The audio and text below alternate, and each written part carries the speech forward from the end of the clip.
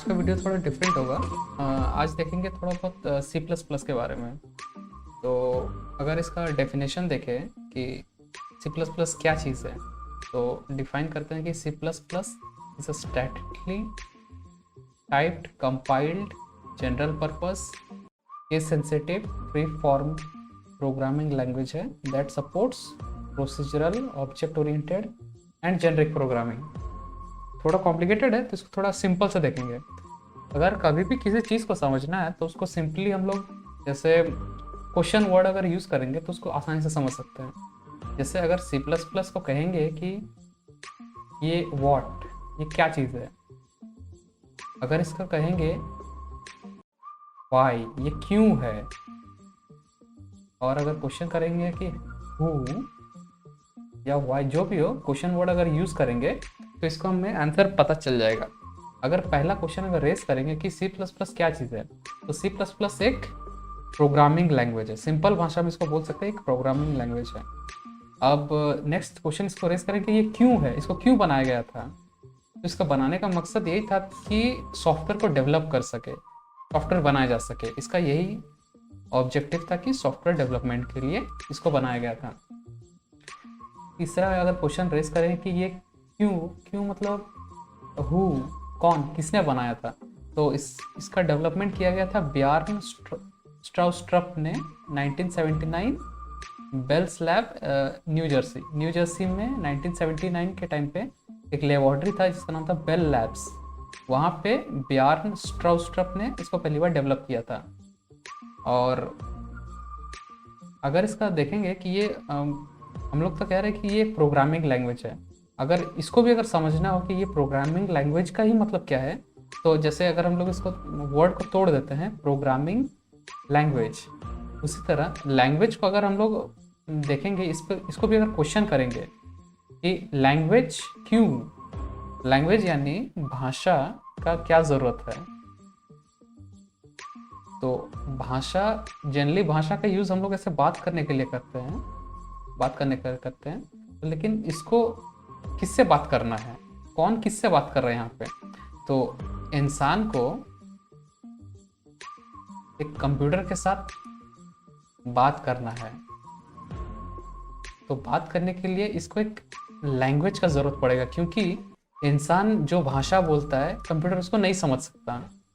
इसीलिए इनके बीच एक कम्युनिकेशन, तो ऑब्वियसली है कि जब बोल रहे कि प्रोग्रामिंग लैंग्वेज है, तो लैंग्वेज जनरली क्या करता है कि जनरली लैंग्वेज को हम लोग भाषा बोलते हैं और लैंग्वेज का यूज़ कम्युनिकेशन के लिए करते हैं। तो ह्यूमंस जो भाषा बोलते हैं वो एक्चुअली कंप्यूटर नहीं समझ सकते, और एक्चुअली यहाँ पे इंसान को कंप्यूटर के साथ बात करना रहता है। कंप्यूटर को इंसान के साथ नहीं बात करना रहता, लेकिन इंसान को कंप्यूटर के साथ बात करना। लेकिन क्यों बात करना रहता है? क्योंकि इंसान को अपना काम करवाना रहता है कंप्यूटर से, इसीलिए इंसान को कंप्यूटर के साथ बात करने की ज़रूरत है। तो जब उसको कम्युनिकेशन करना ही है तो दोनों तो अलग अलग भाषा बोलते हैं। कंप्यूटर जो भाषा बोलते हैं उसको हम लोग बोलते हैं मशीन लैंग्वेज। मशीन लैंग्वेज उसको बोलते हैं। कंप्यूटर मशीन लैंग्वेज समझता है, यानी 0 और 1 समझता है कंप्यूटर। इसको हम लोग लो लेवल लैंग्वेज भी बोलते हैं, लो लेवल लैंग्वेज। और इंसान जो चीज़ बोलते हैं उसको हम लोग हाई लेवल लैंग्वेज बोलते हैं, उसको हाई लेवल लैंग्वेज।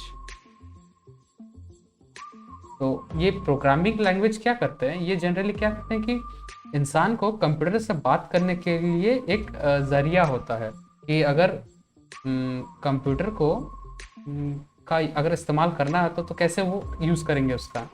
तो इंसान जनरली तो जो बात करते हैं जैसे ABCD, अगर कुछ भी अगर कंप्यूटर को बोला जाएगा तो कंप्यूटर उसको नहीं समझेगा, क्योंकि कंप्यूटर हमेशा 0 और 1 ही समझते हैं।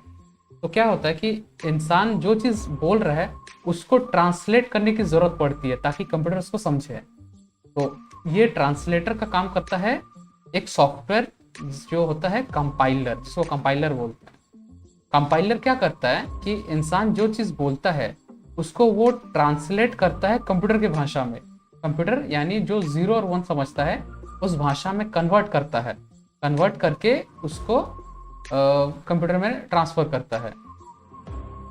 उसके बाद ये सेम प्रोसेस एक्चुअली के फिर रिवर्स भी होता है कि कंप्यूटर जो कंप्यूटेशन करने के बाद कंप्यूटेशन जो रिजल्ट निकला, रिजल्ट को वापस इंसान को दिखाना भी तो रहता है ना। तो रिजल्ट को फिर ये तो मशीन कोड में रहता है, मशीन कोड को फिर वापस कंपाइलर के थ्रू इसको ह्यूमन फॉर्म जो जिसको ह्यूमन समझ सके रीडेबल फॉर्म में वापस फिर दिखा देता है। तो ये है प्रोग्रामिंग लैंग्वेज का काम। तो जनरली इसका थोड़ा हिस्ट्री भी देख लेते कि तो हम लोग देखें कि C++ एक्चुअली 1979 में डेवलप किया गया था बाय ब्यार्न स्ट्राउस्ट्रप। उसने ये पहली बार डेवलप किया था। इससे पहले आया था C, उससे पहले आया था B, उससे पहले आया था BCPL और उससे पहले आया था CPL। तो इसका थोड़ा हिस्ट्री देखते हैं। हिस्ट्री ये है कि 1963 का बात है। 1963 में यूनिवर्सिटी ऑफ कैम्ब्रिज में इसका डेवलपमेंट हो रहा था। तो उस टाइम इसको कंबाइंड प्रोग्रामिंग लैंग्वेज नहीं बोलते थे, उस टाइम इसको बोला गया था कैम्ब्रिज प्रोग्रामिंग लैंग्वेज।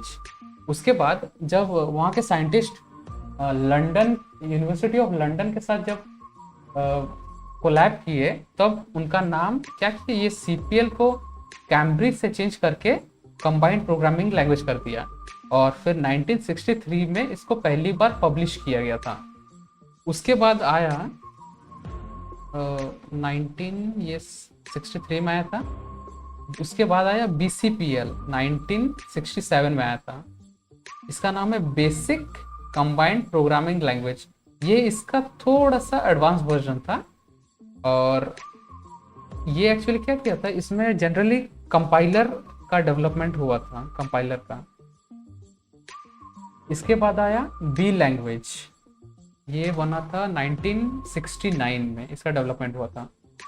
और उसके बाद आया उसका B का एडवांस वर्जन आया C, ये आया था 1972 में आया था।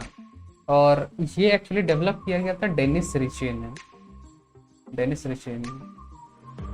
तो ये C प्रोग्राम का इस्तेमाल एक्चुअली क्या हुआ था कि ये उस टाइम डेनिस रिचे एक OS बना रहे थे, यूनिक्स ऑपरेटिंग सिस्टम बना रहे थे। यूनिक्स एक CUI बेस्ड ऑपरेटिंग सिस्टम है। CUI बेस्ड का मतलब हुआ आपका CUI हुआ आपका कैरेक्टर यूजर इंटरफेस वाला। दो तरह का ऑपरेटिंग सिस्टम होता है, एक CUI और एक होता है GUI। आजकल हम लोग जो विंडोज देखते हैं, विंडोज है एक्चुअली GUI, जिसमें हम लोग फोटोज, ग्राफ सब कुछ देख सकते हैं। वो होता है ग्राफ वाला, ग्राफिकल यूजर इंटरफेस बोलते हैं इसको। यानी जो आपका डिजाइन, फोटो, जो सब कुछ हम लोग जिसको क्लिक कर सकते हैं, वो होता है GUI। और एक होता है CUI यानी कैरेक्टर बेस्ड। जैसे हम लोग MS DOS या किसी में टाइप करके करते हैं, उस टाइप का विंडोज था यूनिक्स ऑपरेटिंग सिस्टम। ये इसको हाईली सिक्योर्ड माना जाता है। तो उस टाइम 1972 के टाइम पे डेनिस रिचे इसको डेवलप कर रहे थे, तो उनको बहुत दिक्कत हो रहा था। तो उस टाइम उन्होंने क्या किया, एक प्रोग्राम बनाया, एक सी लैंग्वेज उस टाइम डेवलप किया ताकि OS यूनिक्स ऑपरेटिंग बनाने में उनको थोड़ा ज़्यादा अच्छा आसानी से बना सकें। इसीलिए उन्होंने C प्रोग्रामिंग लैंग्वेज का डेवलपमेंट किया था। उसके बाद 1979 में, हाँ 1979 आई थिंक, 1979 में ब्यार्न स्ट्राउस्ट्रप ने C++ बनाया था। तो एक्चुअली उस टाइम क्या था कि ये C++ नहीं था, उस टाइम 1979 में इसका नाम था C विथ क्लासेस, उस टाइम ये नाम था। उसके बाद 1968 में, 68 नहीं 63 में एक्चुअली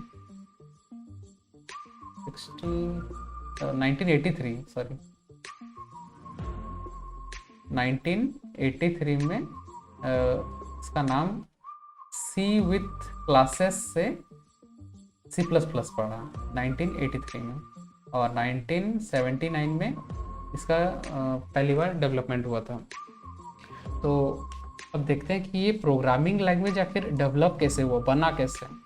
तो जब प्रोग्रामिंग मतलब जब माइक्रो प्रोसेसर पहली बार बने थे, जब माइक्रो प्रोसेसर पहली बार बने थे, तो उस टाइम क्या होता था कि पंच कार्ड का यूज़ होता था। पंच कार्ड एक्चुअली एक तरह का एक कार्ड रहता था जिसमें नंबर्स लिखे रहते थे, नंबर्स जैसे यहाँ 0 1 2 3 देख रहे हैं।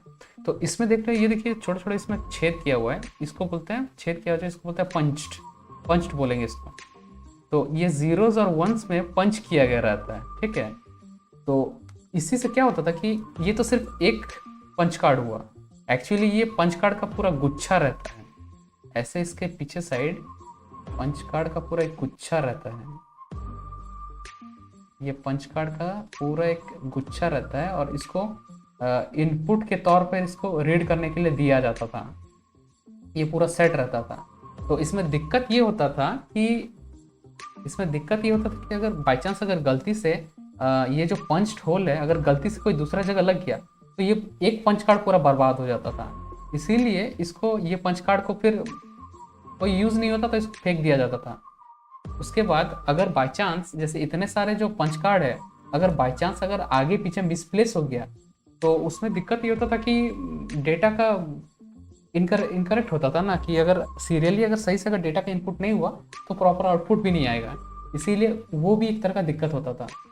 तो उस टाइम डेवलपर्स क्या एक्चुअली क्या हो ना, बहुत फ्रस्ट्रेट होने लगे, बहुत इतना फ्रस्ट्रेट हो गए कि अगर बाई चांस एक सिंगल अगर पंच अगर गलत हुआ तो पूरा सिस्टम ही उनका मतलब फिर से करना पड़ता था। तो उन्होंने क्या किया, फ्रस्ट्रेशन के चलते दूसरा एक सिस्टम ही जनरेट किया।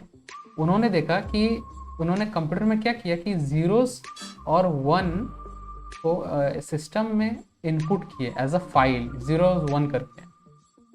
तो फ्रस्ट्रेशन में वो तो देखे कि फ्रस्ट्रेट हो रहे थे, इसलिए थोड़ा आसान करने के लिए जीरोस और 1 किए। इससे क्या होता था कि बाई चांस अगर किसी फाइल में अगर 0 और 1 में अगर कहीं भी कुछ दिक्कत हो गया तो उसको वो चेंज कर सकते थे, रिमूव कर सकते थे। तो ये दिक्कत था। लेकिन उसके थोड़ी देर बाद फिर वो लोग फ्रस्ट्रेट होने लगे, और फ्रस्ट्रेशन में उन्होंने क्या किया कि जब बार बार जीरोस और 1 का करने लगे तो उनको, कुछ डेवलपर्स को नहीं ठीक लग रहा था, बहुत स्ट्रेस हो जा रहे थे। तब उन्होंने फिर एक नया सिस्टम जनरेट किया, नया सिस्टम बनाया कि अगर वो लोग एक इंस्ट्रक्शन लेते हैं और उस इंस्ट्रक्शन में कुछ बाइनरी कोड असाइन कर देते हैं, कि जैसे यहाँ लिखा हुआ पुश का मतलब पुश से कौन सा बाइनरी कोड जाएगा। तो उन्होंने एक सिस्टम जनरेट किया जिसको असेंबली लैंग्वेज कहा गया था। वो क्या किए कि इस अगर पुश लेंगे तो वो ऑटोमेटिकली वो बाइनरी कोड और कंप्यूटर समझ जाएगा कि ये वाला बाइनरी कोड देना है। तो उन्होंने क्या किया कि इसको यूज़ किया ताकि डायरेक्टली उनको बार बार बाइनरी कोड यूज़ ना करना पड़े, जो कि थोड़ा हेक्टिक हो रहा था। तो उसके बाद ये क्या होता था कि जो बाइनरी लैंग्वेज भी होता था ना, अगर छोटा मोटा लैंग्वेज के लिए तो कोई दिक्कत नहीं होता था, लेकिन जब प्रोग्राम थोड़ा लंबा हो जाता था तो उसके लिए भी ये थोड़ा हेक्टिक ही था। इसीलिए डेवलपर्स यहाँ भी फ्रस्ट्रेट होने लगे। यहाँ भी फ्रस्ट्रेशन के चलते उन्होंने इसको डिस्कार्ड करके कुछ एडवांस डेवलप किया। तो उन्होंने क्या किया कि उन्होंने उसके बाद प्रोग्रामिंग लैंग्वेज का डेवलपमेंट किया। जैसे कि ये सोचे कि अगर ये जो हम लोग लिख रहे हैं बार बार, तो सबके लिए ये पॉसिबल नहीं है ना, कि जो अगर न्यू प्रोग्रामर है या नॉन प्रोग्रामर है तो उनके लिए तो ये बहुत दिक्कत होता होगा कि ये सबको याद रखना। तो उन्होंने क्या सोचा कि ये जो फॉर्म है असेंबली लैंग्वेज में, इसको हम लोग क्यों ना इंग्लिश फॉर्म में कर दें। जैसे हम लोग लिखते हैं C++ में हम लोग लिखते हैं सी आउट और हेलो लिख देते हैं। तो ये कितना इजीली हो गया ना, इसको अब कोई भी इसको समझ सकता है और कितना एक ही लाइन में इसको लिख सकते हैं। तो यही चीज़ अगर हम लोग असेंबली में करेंगे तो ये बहुत थोड़ा लेंदी पड़ जाता है, और इसीलिए प्रोग्रामिंग लैंग्वेज का डेवलपमेंट हुआ था। और क्या है कि अगर असेंबली लैंग्वेज में लिखेंगे तो बहुत बार हो सकता है कि एरर्स भी हो सकते थे। अगर छोटे मोटे एरर्स होते थे तो उसको अवॉइड किया जा सकता था इंग्लिश वाले वन में। तो यही था C++ का थोड़ा सा, कि C++ प्रोग्रामिंग क्यों सीखते हैं, ताकि learn a programming language to become a better programmer बनने के लिए। और इससे हम लोग क्या कर सकते हैं कि सॉफ्टवेयर का डेवलपमेंट कर सकें। और जैसे कुछ कुछ सॉफ्टवेयर हम लोग जैसे यूज़ करते हैं डिवाइस ड्राइवर्स बनाने के लिए यूज़ कर सकते हैं। जैसे फिर हम लोग सी से जैसे ऑपरेटिंग सिस्टम बनाए हैं, यूनिक्स ऑपरेटिंग सिस्टम बनाया गया था सी से। ऐसे ही सी प्लस प्लस का प्रोग्रामिंग हम लोग करके क्या, मेनली प्रोग्रामिंग लैंग्वेज का मकसद यही था कि जो हम लोग प्रॉब्लम फेस करते हैं रियल वर्ल्ड में, उसको हम लोग बाय प्रोग्राम उसको कैसे सॉल्व कर सकते हैं, उसको इजीली कैसे सॉल्व कर सकते हैं। मेन मोटिव यही था। तो इतना ही था, और नेक्स्ट क्लास में देखेंगे इसका स्ट्रक्चर थोड़ा देख लेंगे।